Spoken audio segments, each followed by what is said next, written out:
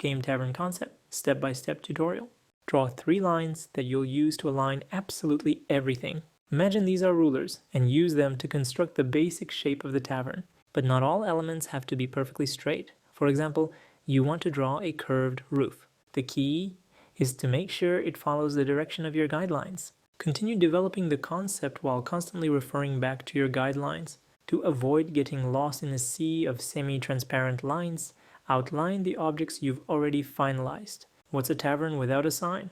Add one. By the way, the concept style should be consistent. If there are windows, they should all have matching frames.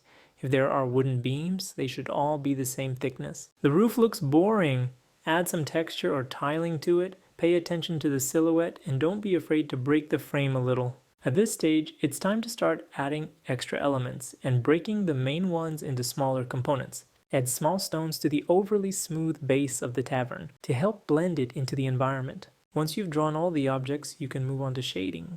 Darken all the wooden parts, since wood is darker than the background and the stone walls. If the readability of the art has faded, go over the outlines once again. When creating a concept, it is important to alternate materials so that dark areas contrast with light ones, making the artwork more expressive.